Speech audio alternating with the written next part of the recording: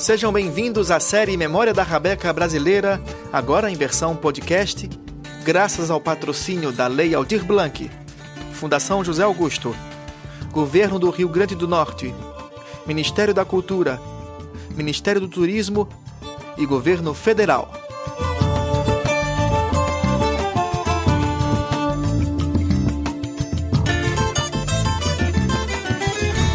Capítulo 5. Quem disse que isso é uma rabeca?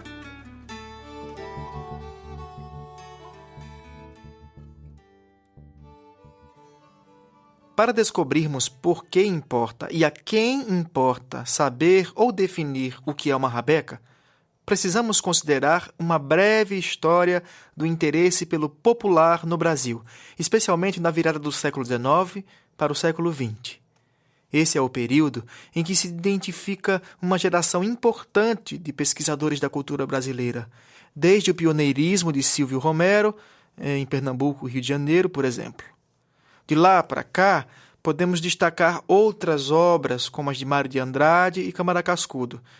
Elas são bastante representativas e referenciais no desenvolvimento de novos temas brasileiros e novas abordagens das culturas populares em diferentes viagens etnográficas. Viagens que, apesar de terem documentado a música de rabeca de Vilémon Trindade no início do século XX, por exemplo, citam indistintamente o violino em variados contextos folclóricos do norte e nordeste brasileiro, seja em festejos de boi no Rio Grande do Norte, ou seja em bailes caboclos das comunidades ribeirinhas do Amazonas. A esse respeito, podemos constatar, na verdade, no livro O Turista Aprendiz, do modernista Mário de Andrade, o curioso fato de que a palavra rabeca não aparece em seus diários de campo, ao mesmo tempo em que encontramos lá a identificação de rabequistas, até então desconhecidos da elite intelectual de sua época. Esse aparente paradoxo de documentação etnográfica provavelmente emerge porque o violino ainda era a palavra hegemônica enquanto categoria classificatória do grupo do qual fazia parte Mário de Andrade e Câmara Cascudo. Já no livro Vaqueiros e Cantadores, de 1939, o autor potiguar faz, por sua vez, uma menção direta à rabeca, de Fabião das Queimadas, ainda que o instrumento naquela ocasião também não tenha sido aprofundado pela curiosidade cascudiana, inclusive conhecida por sua fome insaciável de objetos, gestos e oralidades do sertão brasileiro. Talvez porque Câmara Cascudo estivesse muito mais interessado na poesia do que na música de Fabião das Queimadas, cuja composição poética, registrada em 1921, pelo então jovem pesquisador, nos revela impressionantes relatos de vaquejadas em que o rabequeiro negro assume a voz do boi e saúda ironicamente os cavalos que o perseguem no agreste. Ao encarnar o animal, portanto, Fabião das Queimadas nos descreve em versos do Potengi pequeno as relações da oralidade com as gestas de gado, com as festas de vaquejada e demais temas que interessam muito mais do que a rabeca que o acompanhava, que acompanhava esse vaqueiro cantador nos chamados romances de boi. Inclusive, segundo Silvio Romero, antes de Cascudo, muitos outros romances desse tipo se mostraram contemporâneos às lutas da independência do Brasil, ou seja, a proclamação da República, etc., como é o caso do romance do boi Espácio. Boi, aliás, que, como já consideramos em outro episódio, está intimamente ligado à rabeca, inclusive pelo verbo tanger, verbo que tanto intitula a publicação portuguesa de 1639, conhecida como A Arte de Tanger Rabecas, como também protagoniza a atividade pastorícia que fixou populações sertanejas na era do couro no Brasil de dentro. Trata-se de um período em que o gado representava tudo no sentido da riqueza e da força social da colônia brasileira e que fixou a rabeca na literatura oral e na poesia de tradição romanceira, conforme já vimos. Nesse contexto histórico, na virada do século XIX para o XX, a rabeca não só participou na música de boi, de reis e demais variações desse folguedo pelo Nordeste e pelo Brasil, como também participou da musica do boi nas variações de vaqueiro e festas de apartação. Pois após os jogos, ao cair da tarde, estavam sempre presentes para o divertimento dos presentes o violeiro ou o rabequeiro. Mas qual a diferença entre música e musica? Segundo o Câmara Cascudo, musica é a palavra que designa o puxão que o boi recebe pelo rabo nas vaquejadas típicas do Nordeste. Tal descrição aqui nos inspira a um trocadilho poético entre as duas palavras, música e musica, pois o sertanejo que tange, seja a rabeca ou seja o boi, puxa para si o rabo do bicho ou o arco do instrumento. A diferença é que pela mão do rabequeiro se faz música no repuxo do arco, e pelo rabo, nas pegas de boi, o vaqueiro faz musica em busca de fama e valentia, em busca de tenacidade. Ambas as formas culturais se tornaram dignas de louvação nas cantorias de rabeca de Fabião das Queimadas, no começo do século XX, no Agreste Potiguar. Afora essas aproximações possíveis a partir da obra de Câmara Cascudo, em Vaqueiros e Cantadores, destacamos que os mais antigos versos conhecidos de músicos rabequeiros são dedicados aos bois, touros e vacas, e que Silvio Romero e Câmara Cascudo foram pioneiros em coletar exemplos dessa antiguidade fantástica da figura do boi, glorificado em folguedos e em romances, mesmo que sem necessariamente ligá-los à expressão dos rabequeiros que os acompanhavam. E por isso consideramos importante uma análise do processo pelo qual, no século XX, o boi se tornou gradativamente um tema de interesse para pensar a rabeca brasileira.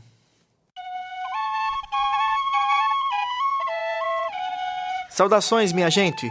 Eu sou Caio Padilha e esse é o nosso 5º de 8 episódios especiais da série iniciada em abril de 2020 no YouTube, em parceria com a Láfia Filmes de Marcuse de França.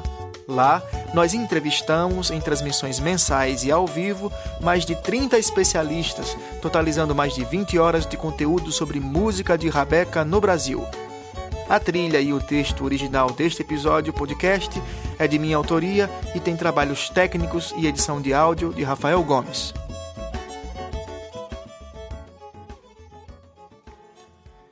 Mesmo que no tempo de juventude dos eminentes escritores anteriormente citados, a rabeca não merecesse em suas obras uma distinção marcante, sabemos que, paralelamente, esse instrumento popular, ainda assim, já era definido pelos versos do rabequeiro Fabião das Queimadas.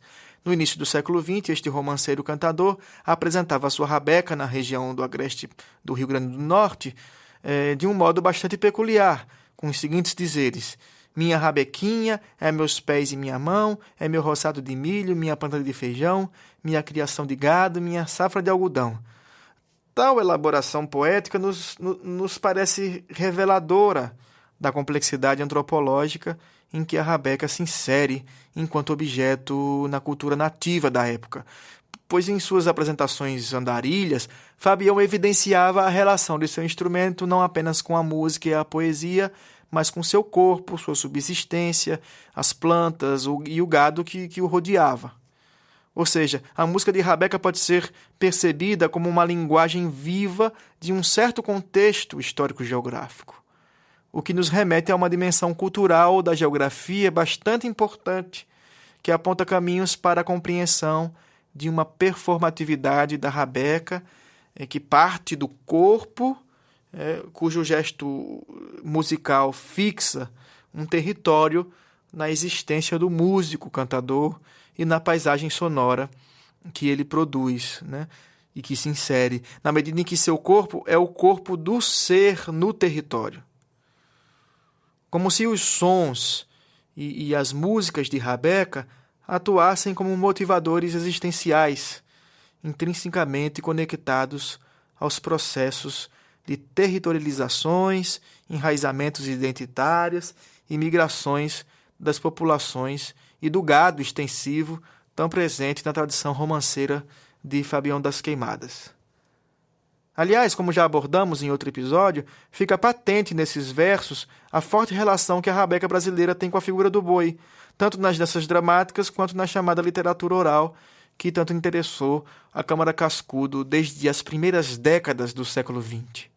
O boi e a rabeca, ao interagirem entre si e depois ao interagirem com a imaginação do que seria uma nação brasileira na obra de Mário de Cascudo, participam da relação metrópole e colônia, moderno e tradicional, urbano e rural, que também foram implicadas na temática de Antônio Cândido, pelo que podemos apreciar no livro Parceiros do Rio Bonito, por exemplo. Todas essas dualidades citadas atravessam contextos históricos que vão para além da música de Rabeca e nos permite pensar sobre o modo que a inteligência brasileira, na virada do século XIX para o XX, inicia o desenvolvimento de um quadro discursivo referencial para os debates ideológicos sobre brasilidade e cultura popular, onde ali, afinal, se inscreve a tal memória da rabeca brasileira. De modo que o pensamento social brasileiro, o boi e a música de Rabeca podem estar bastante relacionados entre si na vida de importantes rabequeiros e na obra de eminentes folcloristas que estão, enfim, na sociogênese da antropologia e da etnomusicologia no Brasil.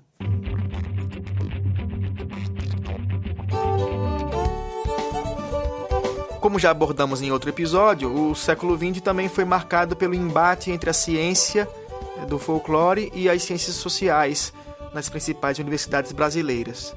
Para contextualizar esse tema, basta retomarmos embates entre Florestan Fernandes e Edson Carneiro em meados da década de 50.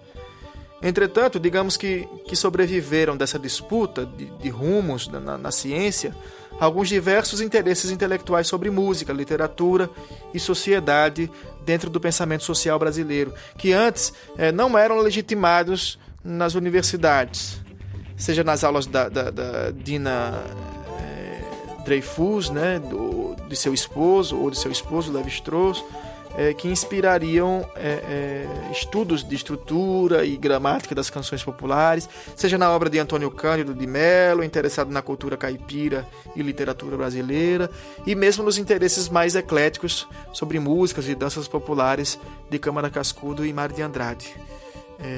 Em todos esses casos encontramos a emergência das condições necessárias para que a rabeca fosse constituída como objeto de estudo etnomusicológico nos dias de hoje. Estamos falando de um longo processo intelectual que culminou, portanto, em um afloramento do interesse pela rabeca nas universidades no final do século XX. Nesse contexto, cita-se frequentemente a obra do José Eduardo Gramani, depois organizada por sua filha Daniela Gramani, no livro Rabeca, O Som Inesperado. Podemos lembrar também que são dessa época as pesquisas de John Murphy, na Zona da Mata Pernambucana, em que Ciba Veloso, rabequeiro da banda Mestre Ambrósio, foi auxiliado também em sua defesa de monografia sobre música de rabeca nos anos 90. Também temos a importante dissertação de Ana Cristina da Nóbrega sobre o uso da rabeca no cavalo marinho em Bahia, na Paraíba, e a tese da compositora paulista Kilza Sete em 1985. Todos esses exemplos estão entre muitos outros exemplos acadêmicos e artísticos que atestam que o final do século XX inaugura um novo interesse sobre a rabeca no Brasil. Diante, então, dessa sociogênese da rabeca enquanto objeto de estudo, encontramos no interesse geral sobre o instrumento aquelas perguntas bem típicas, inclusive, dos músicos ligados ao movimento armorial ou ao mangue beat, sempre tiveram que responder, né? As perguntas do público, né? Que perguntava, isso não é um violino? Isso é um violino popular? É um violino rústico? Seria um primo pobre do violino? Todas essas questões parecem relacionadas à necessidade socialmente construída de uma diferenciação entre rabeca e violino que foi imaginada, né, e que não existia antes, né? Foi uma construção social, foi uma invenção. Trata-se de uma demanda recente, inclusive, já que no início do século XX não encontramos nenhuma importância dessa distinção, nem nas obras de Câmara Cascudo, nem nas de Mário de Andrade, autores que tantas coisas distinguiram, né, detalhadamente na cultura popular. E mesmo que ambos tenham documentado e entrevistado diferentes rabequeiros no agreste do Rio Grande do Norte, tais como Fabião e Vilemão, não vislumbramos em suas obras o tal interesse específico na rabeca. E 100 anos depois, pesquisadores parecem bem mais engajados no tema da rabeca brasileira e na etnomusicologia que emergiu nas universidades. Para entender essa dinâmica histórica na transformação do interesse intelectual pela rabeca, precisamos saber que tanto em Portugal como no Brasil, violino e rabeca eram palavras que, de modo geral, poderiam se referir ao mesmíssimo instrumento. No início do século XX, em Portugal, por exemplo, é só no início do século XX que os conservatórios de música passaram a adotar formalmente a palavra violino ao invés de rabeca nos programas curriculares de ensino. Ou seja, nessa época é que o violino passou a ser a palavra adotada para designar o instrumento ensinado de maneira formal e erudita, afastado das transmissões orais de conhecimento. Esse primeiro afastamento entre os instrumentos foi, portanto, um artifício oficial, circunstancial, e aparentemente não foi amplamente compartilhado na sociedade, especialmente nas regiões mais periféricas. De qualquer modo, temos em 1901, na metrópole portuguesa, um marco documental, né, dessa bifurcação entre as duas palavras. E para os historiadores da cultura popular, a rabeca naquele momento passa a ser definida em comparação hierárquica ao violino, e não por suas próprias características musicais e organológicas. Já na língua inglesa, a diferença entre as palavras fiddle e violin parece ser assimilada mais facilmente como referentes a instrumentos distintos no século XX, mesmo com todas as semelhanças físicas e sonoras entre eles, e apesar de também estarem implicados naquela tal dualidade de separação entre cultura popular e cultura erudita. Em qualquer dos casos, devemos lembrar que, ainda que palavras possam ser consideradas sinônimas ao referirem-se ao mesmo instrumento, não quer dizer que sejam palavras antropônimas.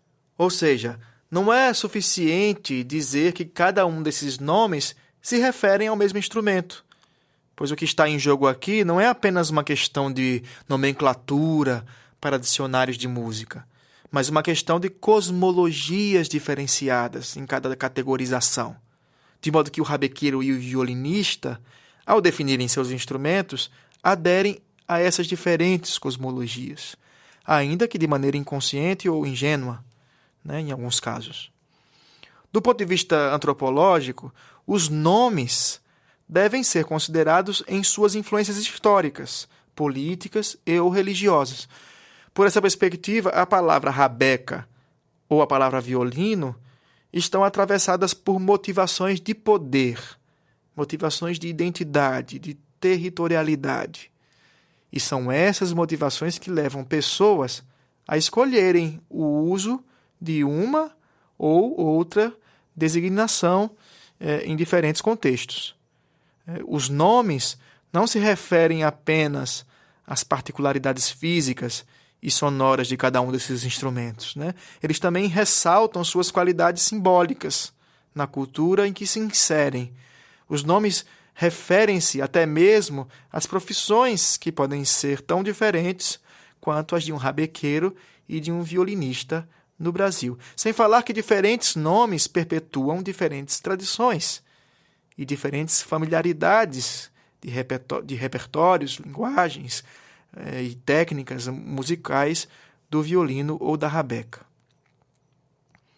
E por último ainda, argumentamos nesse mesmo raciocínio que a relação que os nomes estabelecem com órgãos oficiais em torno da rabeca, como, IFAM, Funarte, Sesc ou centros culturais de instituições bancárias, revelam importantes relações de poder que influenciam criações, expressões artísticas, políticas estatais e mobilizam a opinião pública sobre temas e categorias de leitura da realidade.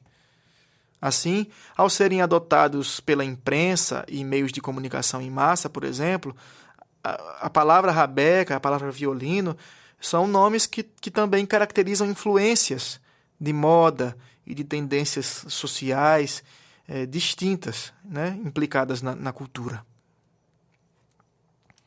Seja como for, a homologia entre rabeca e violino durou bastante tempo no Brasil, e muitos violinistas e violistas de orquestra passaram a vida inteira sem tomar conhecimento de qualquer distinção relevante entre seus instrumentos e a rabeca.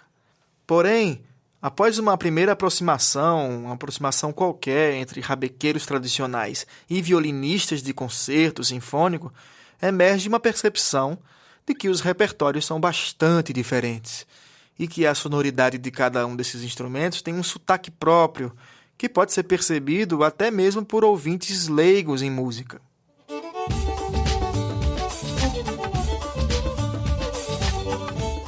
Mas o que mais nos chama a atenção aqui é o desinteresse por essas diferenças entre os dois instrumentos até os 3 primeiros quartos do século XX. Não apenas nas universidades, mas também na imprensa. Em 1922, por exemplo, a revista Fonfon, do Rio de Janeiro, publica uma matéria sobre o rabequeiro Fabião das Queimadas. Mas, curiosamente, a referida matéria não faz nenhuma menção à rabeca de Fabião, que hoje tanto enfatizamos como merecedora de distinção. Ao invés de rabequeiro, a revista prefere definir Fabião como um dos últimos representantes de um Brasil antigo. E dispara outras adjetivações que julga mais digna de interesse. Abro aspas. Fabião das Queimadas é um cantador satírico, repentista terrível e comentador inverso das vaquejadas e pegas de gado bravo. Alegre, motejador, de um sadio e espantoso otimismo, é analfabeto e frui as vantagens de assombrosa memória. Fecho aspas. Já no livro Vaqueiros e Encantadores, publicado em 1939 por Câmara Cascudo, ainda sobre Fabião das Queimadas, cuja arte já se conhecia na capital desde a década de 20, encontramos menção à rabeca, mas aparentemente sem nenhum interesse especial do autor sobre o instrumento e suas idiosincrasias. Também nesse mesmo período histórico, em 1928, ao documentar o rabequeiro Vilemão Trindade, no Agreste Potiguar, Mário de Andrade não dedicou nenhum destaque importante que fosse digno de um ensaio analítico sobre a rabeca no Brasil. Ou seja, foram necessários pelo menos 70 anos de história social transcorrida no Brasil, no século XX, para que, digamos, a elite intelectualizada da imprensa, do cinema, da literatura e da música destacasse interesse pela rabeca brasileira. E apenas no último quarto do século passado é que emerge o interesse acadêmico sobre o instrumento que tratamos nessa série de podcasts. A esse respeito, indico aos ouvintes assistirem no YouTube o episódio As Rabecas no Cinema Brasileiro, onde eu entrevistei os grandes Rosenberg Cariri, Buca Dantas e o rabequeiro Éder Fersan, que protagoniza o filme Rabeca, dirigido por Caetano Dias, no sertão da Bahia. Pois bem, Se de um lado temos um século XX quase todo silencioso sobre um instrumento que protagoniza nossa série, foi nesse mesmo século que, segundo documentações, os rabequeiros expressaram sua música, romanceiros recitaram sua literatura poética ao som da rabeca, etc.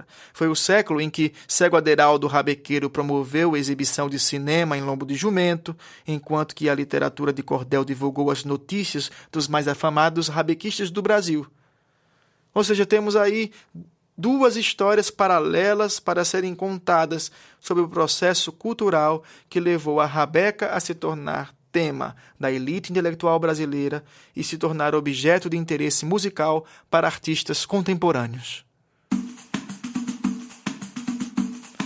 Eu sou o rabequeiro e pesquisador Caio Padilha e se você gostou desse conteúdo, compartilhe com os amantes da rabeca e fique muito à vontade para mandar suas sugestões e críticas para o meu correio eletrônico e-maildepadilha@gmail.com. E nos despedimos hoje com o nosso momento Rabeca Livre Brasil, em que sugerimos um disco e um livro que possam instigar ainda mais os nossos temas.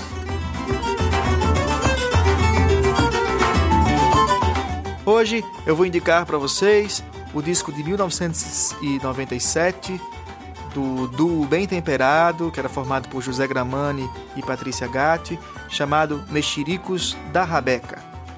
Também o disco de 2004 do grupo Gesta, chamado A Chave de Ouro do Reino do Vai Não Volta. O livro de hoje que eu vou indicar é do ano de 2000 e é da Ana Cristina de Nóbrega, chamado A Rabeca no Cavalo Marinho de Bahia, Paraíba. Fique agora com a saudação dos rabequeiros e rabequeiras do grupo Rabeca Livre Brasil, um grupo do WhatsApp com quase 200 integrantes. Saudações, meu nome é Kelly Guimarães, sou rabequeira, sou de São Paulo, tenho um projeto chamado Rabeca Andarilha, onde me apresento nas ruas, nas praças e também somo com todos os coletivos de cultura da Zona Leste de São Paulo. E atualmente eu me mudei, estou morando em Olinda, Pernambuco, e estou aqui também somando com os artistas aqui dessa região maravilhosa, cheia de cultura popular, onde eu me inspiro para tocar minha rabeca. E é isso. E hoje, sabe o que eu vim fazer? Dar um salve aí pro Caio Padilha com esse projeto maravilhoso que é Memórias da Rabeca Brasileira.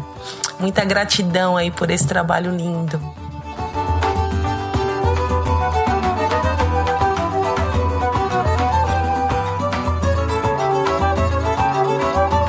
Salve pessoal, aqui quem fala é Rodrigo Nasser, sou ator e rabequeiro de Campinas, São Paulo. Tento trazer no meu trabalho várias linguagens do teatro popular, o teatro de rua, o teatro de máscaras, a mímica, e tento também cada vez mais trazer a rabeca na construção dessa linguagem de atuação. Exploro isso principalmente no espetáculo que eu estreiei em 2019, um monólogo chamado As Desventuras do Capitão Rabeca, em que eu brinco um pouco com essa ideia da construção de um tipo e da rabeca como característica de um caráter. Mas é isso. Prazer estar aqui e grande abraço.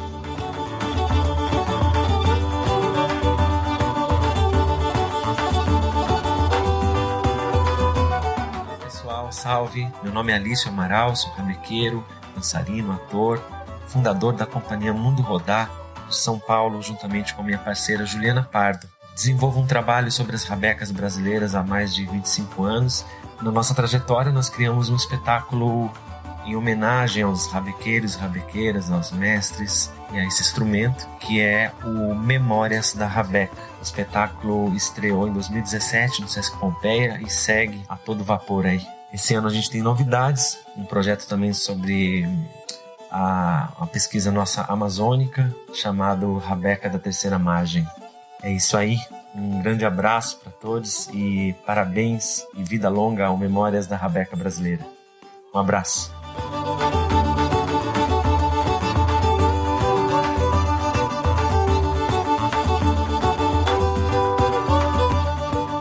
Essa série especial de podcasts está sendo viabilizada graças ao patrocínio da Lei Aldir Blanc, Fundação José Augusto, Governo do Rio Grande do Norte, Ministério da Cultura, Ministério do Turismo e Governo Federal.